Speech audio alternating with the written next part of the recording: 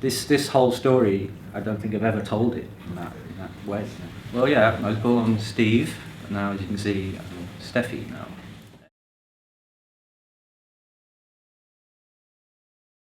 My mum was stuck in a loveless marriage. My father was becoming an alcoholic. So there wasn't any food in the house. There was no attention. There was no love. There was no affection. I didn't have a close relationship with him at all. I feared him, actually, to be honest. Obviously, because constant rows and the negative vibes in the house and everything. Every time he came through the door, I heard the key in the door, it was like... But I decided one day when I was 19, I think it was, that I would go and visit my father. Went back, and he was there in the garden. And I walked up to him and said, "Hello, Dad." You know, hello. I said hello, and he looked up from his garden and I said, "I'm Steve, and my son." He goes, "I know." Okay. No hugs or kisses or anything. No, nothing. I didn't. All the things I wanted to say to him, I wanted to ask him, I wanted to tell him about what I'd been through, never got said. I was still in fear of him, I guess. But what happened from that was that my elder siblings, also got in touch with him, or he got in touch with them, or vice versa. And they ended up having decent relationships with him. I have to tell you something, and I'm like, yeah. He said, Dad's died. Dad is dead now. I'm like, oh, right. And I'm basically just thinking, right, okay. You know, why is she telling me this now? You know, it's Christmas time. I think it was Christmas Day or Christmas Eve or Boxing Day, one of them. And then she sort of dropped the bombshell that he died 6 months earlier. Him and my sister had colluded to cut me out of my father's will. I ended up talking to my elder brother, who was estranged from the family for years beforehand. I ended up talking to him on the phone, and he told me, person to person, that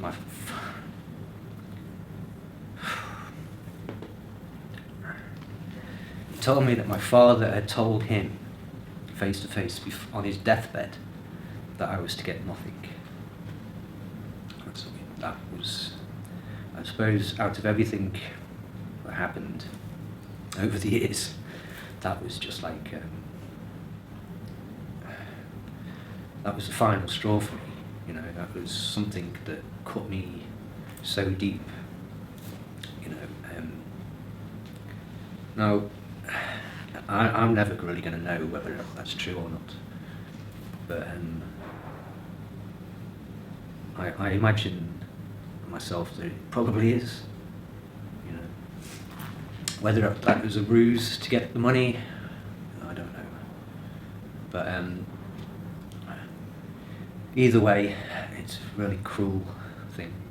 If it was something made up by my brother and sister, that is just beyond cruelness, to be honest. And if it's something that was said by my father, then I'll never forgive him, really. I end up getting most of my inheritance money. But what happened was, because me and my younger brother were quite close, although we were chalk and cheese, but also it turned out, I found out years later, that he wasn't my true brother, he was my half-brother. In the end, without my knowledge, he got into heroin and started jacking up. And then, then in the middle of all that, my father died. But I decided, of my own volition, that I would give him half of my inheritance. So it turned out it was £12,000 each, or something like that. But the thing was, my sister, he's only going to kill himself, you know. And the thing was, he did kill himself. But, you know, I think to myself, you know, if I hadn't given him that money, would he still be alive? You know? And then I think, well, he probably would have killed himself anyway. I don't think it was the money that killed him. I think he just gave up. You know, he just gave up hope, basically. not knowing what to do myself really. So basically I turned to drink. He's still smoking a little bit and whatever, but basically my choice was getting very drunk. So for 10 years or so I was just on it, really. Most nights I was drinking, to the point where I'd end up in fights, end up in hospital.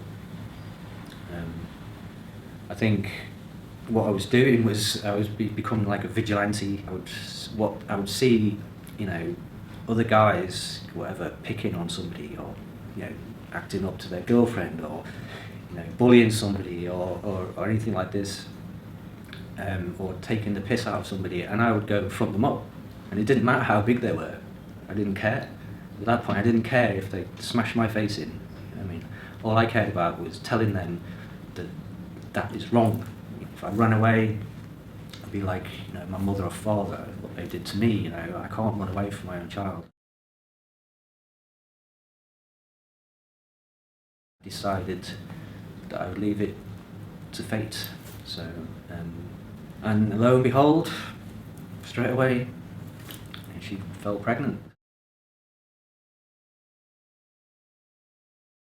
Then, a few weeks later, we found out she was pregnant. She conceived, and we were like, "Oh my God, is the baby going to be okay?" We started panicking now.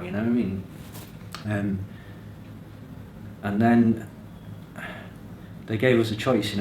She could be Down syndrome. They were saying, with all the radiation, but they could test for it, but it might abort the baby. And it's what a Hobson's choice that is. Effectively what happened is, because it was such a traumatic thing for her, having 2 operations and then shortly after having a traumatic birth, she ended up